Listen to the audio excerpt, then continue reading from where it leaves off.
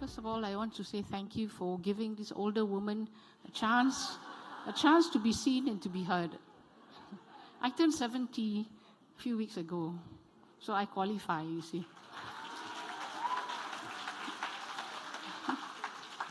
Dr. Xiao Yen San, President of SCWO, and ladies and gentlemen, as we come to the end of the Summit for Action on Gender Equality, I wish to thank everyone for your participation and contributions. We have talked about gender equality for a very long time.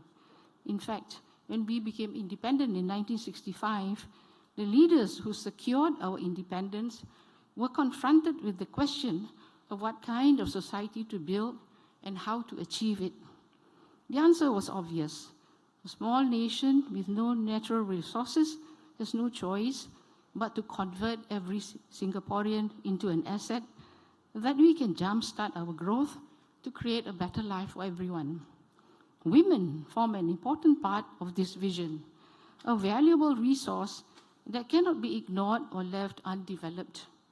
The idea was not to convert women into economic digits for development, but for women to be co-partners and collaborators in building a society where they have an equal share in it.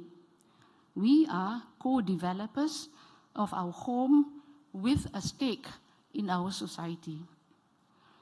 So our leaders laid the foundation for building a progressive, fair, and inclusive society where everyone can prosper and achieve their fullest potential.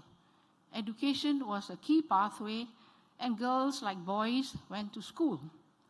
The government also passed a Women's Charter in 1961 to accord better rights and protection to women in marriage, property, and custody and care of children. It was a progressive piece of legislation, considering that we were still a very conservative Asian society at that time. In many ways, that set the tone for women's development in Singapore. It was a powerful message about women's place in our society. Over time, women entered the labor market in large numbers, especially during the rapid industrialization period of the 70s. This, of course, drastically changed the status of women, who for the first time began to gain independence and control over their lives and the opportunity to plan for their own future. Women have since excelled in so many fields and hold leadership roles in an increasing number of areas, although we want to see more progress in this. Today, women make up about 30% of our parliamentarians, and Prime Minister Lawrence Wong has said that more women will be fielded at the next general election, so you all better hold him to it. Make sure it's more than 30%. The government had also tabled a white paper on women's development in Parliament, outlining various strategies to further enhance the position of women in Singapore, particularly in areas where gaps exist. This represents a useful reference point to track the progress of women, provided a proper mechanism is in place to evaluate the outcomes. In the face of such progress, what next? And why do we need to hold this summit? The truth of the matter is that gender equality is always a work in progress. There is no end, only a start. We started much earlier than many societies, but we've not reached our destination.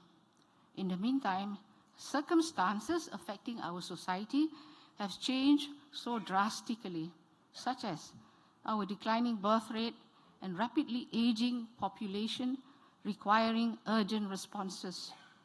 Our environment is also shaped by so many externalities like globalization, rapid technological advancements, and climate change.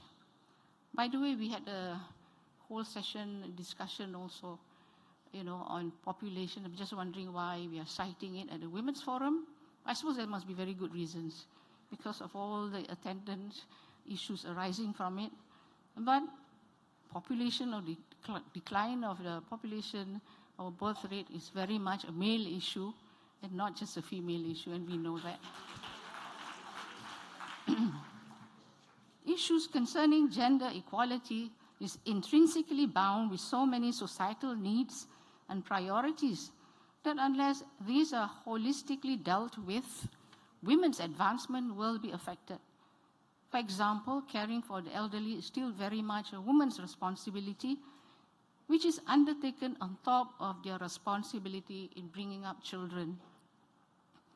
Caregiving has become so feminized that women remain responsible for resolving care needs, even when they are working, which impedes their progress at work. These are entrenched societal attitudes that can limit and severely disadvantage women. Although women have made tremendous strides in the workplace, they are still expected to perform most of the household care duties. We need to respect women's choices, whether to be a homemaker or to pursue a career. Often, working women with children or have responsibility for the care of elderly persons have that unbearable guilt that they are not doing enough as a parent or as a daughter. And those who are homemakers feel that they are less worthy because their work is not recognized as a productive economic activity. So women end up feeling undervalued and unappreciated. And believe me when I said that I was in that situation, taking care of children and having an elderly mother as well, especially towards the last years of her life, and it was not easy. And you always feel that you ask a question whether you're doing well by both your children and by your elderly parent as well. And these are not women's issues. These are issues that affect all in our society. And we will be able to find lasting solutions when there has been a mindset shift and attitudes have changed. SAGE 2024 is thus a timely event and encompasses critical issues like Asia's shrinking population, the gender pay gap, and aging. These topics are not just abstract concepts, they are lived realities for many of us. They shape our careers, influence our family dynamics, and affect our personal well-being.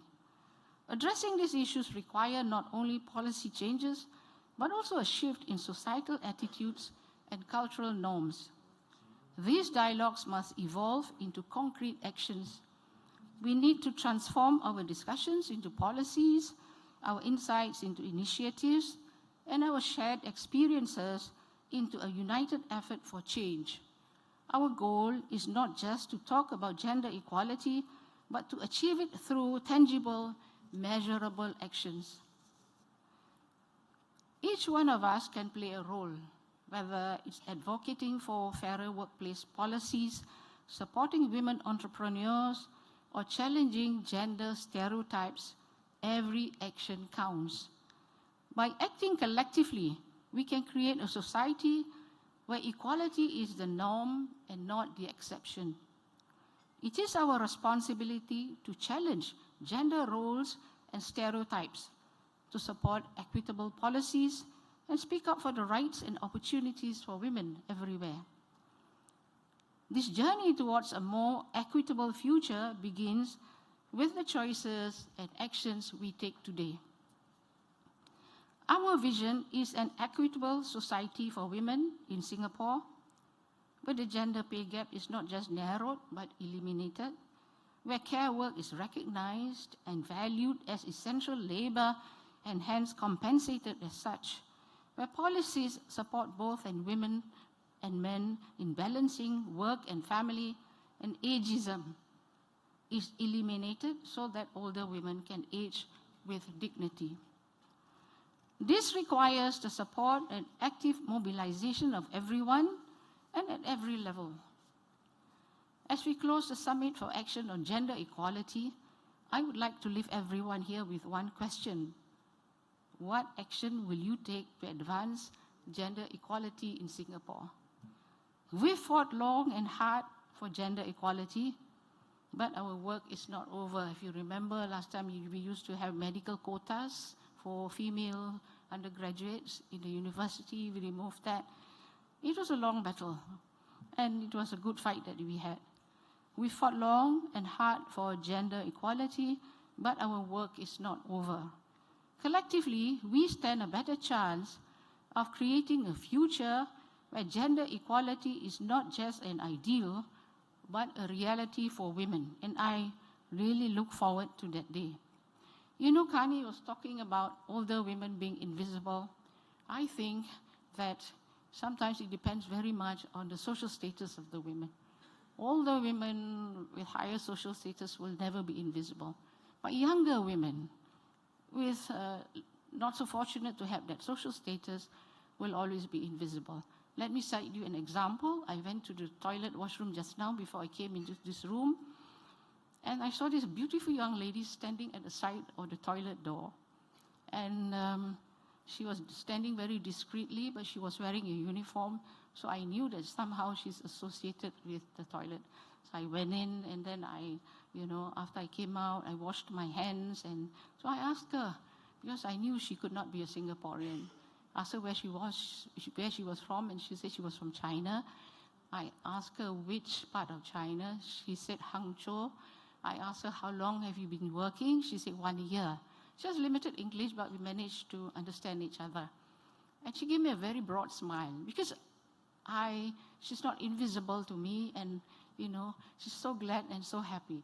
So after I washed my hands, she immediately pulled out a lot of paper towels to give it to me.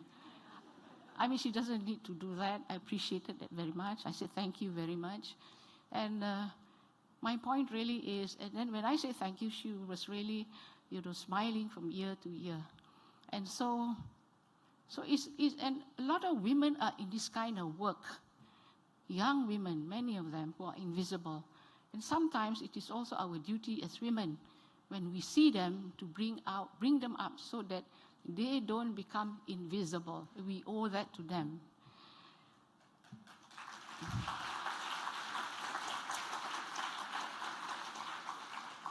Let me conclude with something I said in a speech in 2016. And I quote myself, whether openly or silently, I have always rebelled against attempts to define women. The lesson I have learned is to never let anyone or anything define you, as that means ceding your choices to others and limiting yourself. Thank you.